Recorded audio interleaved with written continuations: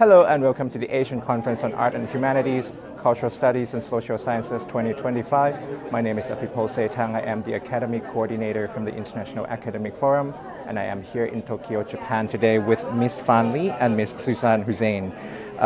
Could you introduce yourself for us, please? My name is Suzan Husseini, originally from Syria, currently a PhD student at Waseda University, as well as I'm working with an organization that supports refugees. I'm a member of a refugee advisory group by UNHCR and member of two initiatives that is refugee-led organization. Thank you. Hi, my name is Fan Li. I'm a member of the IAFOR IAC. I'm also associated with a few publications and non-profit organizations in Japan, UK, and China. Great to be here. Thank you. So you gave a featured interview under the presentation titled Harnessing Technology and Artificial Intelligence for Displaced Population Empowerment. Can you give us like a brief summary of what your presentation is? Yes, so today we had a plenary session about the current approach of refugee support, innovative, sustainable, and it's called complementary pathways.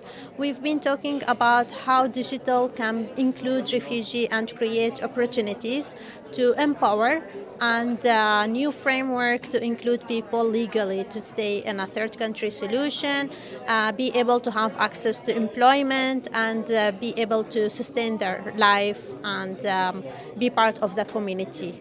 So what role does technology play in empowering the displaced population or the marginalized in general? So in general, if we're going to talk, technology is very important, especially with the current innovative, the AI being everywhere, everyone is using it.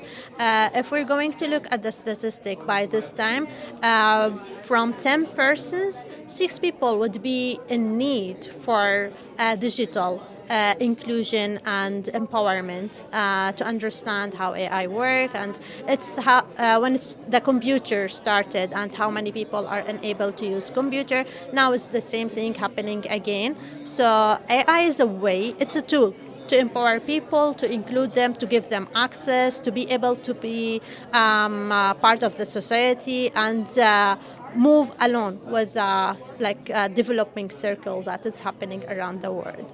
Can you then give an example of how AI has helped you in your personal life here in Japan? Well, when it's come to my personal life, I use AI in doing like routine work and maybe like for brainstorming. Of course, it's not good to use AI for bringing information, looking at information. It doesn't give you any information. You have to look for the information and verify them yourself. But it's good to arrange your idea, to write, for example, a draft of something, emails, or just like brainstorming. It's very good to, it will give you an access to a new approach of thinking. It's also good for learning programming as well, for those who are interested in learning programming. So, and for me, it helped me in those approaches when it's come to using technology in my life. Right. What about in terms of your integration into the Japanese society? How does that help? How does technology help? Well, if we're going to talk specifically about AI, many people are being connected through a new innovative program approach that, for example, this company that we have been talking about, it's an NGO called Robocop, which it provides an access to training through AI prompts to be an AI engineer, and it connects you with other people who have similar interests. So after you finish the training, you will become the trainer yourself, and that will enable you to have a better job opportunity to have access to work market in Japan, as well as also include other people, for example, refugees or people of refugee background. So it's a good way to be included in society. Is the need for technological skills to empower the displaced person only limited to those who are currently living in developed countries? Is it relevant for other displaced persons elsewhere that is not in Japan, for example? Oh, absolutely. I think at today's session, one of the participants asked this question because there's such a huge need for not just the displaced community that has, come to Japan or elsewhere, but what about in their own country that they also need help? Can AI and technology help them? And I think the answer is definitely yes.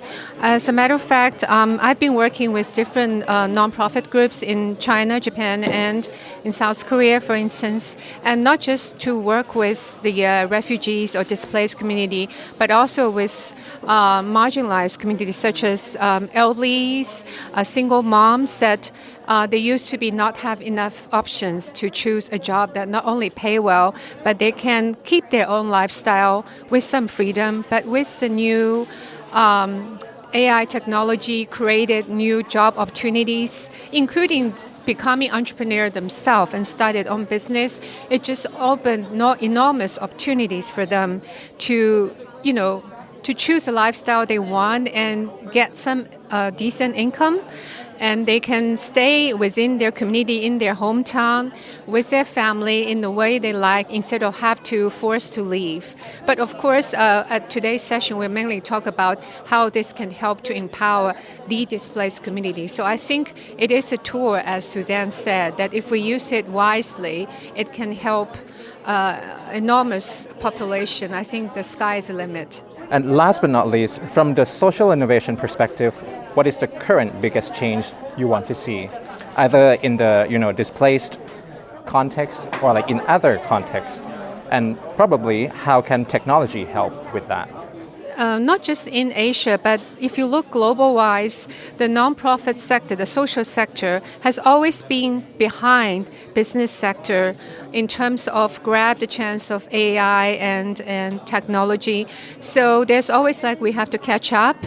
But I think at the same time, we also have to be aware of the risk. So for a social sector to be able to benefit from AI technology while protect yourself from the harmful part, which there's misuse of information, and in a lot of the value groups in every country, the way they've been categorized, if they completely rely on AI technology, there is bias and other things. So how could social sector experts, nonprofit organizations, people like Suzan, help these AI experts to build something that is reliable, transparent, accountable? Is a very big topic, and I think there's a lot of work we can do, but I'll leave to Suzan. Yes, thank you. It's a very interesting question, and it's the time to take advantage of the tools that we have right now. I would like to see, in terms of displaced community, a more sustainable approaches. And from today's example, I see Robocop is a very great example of sustainable, because it gives you training to be able to do your own work in terms of technology.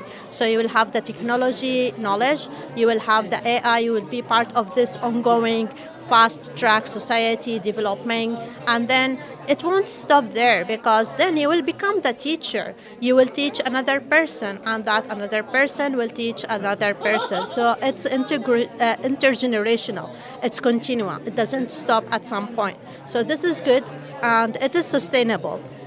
In terms of, we're going to speak about human rights, it gives you access to education. It gives you access. Education doesn't necessarily to be an institution of university. Education is everywhere. It could be skill. It could be just watching a new information and verify it from a verified resource. It could be just a conversation with someone who have knowledge. And also, it gives you access to the human rights, to safety, to have a job, and to be part of the society, to have your own, to have access to know what is a human rights. So this is what I would like to see. More people creating innovative approaches of a whole society approach, not only one member or one entity. That's a wonderful conclusion. Thank you very much. Thank you. Thank you.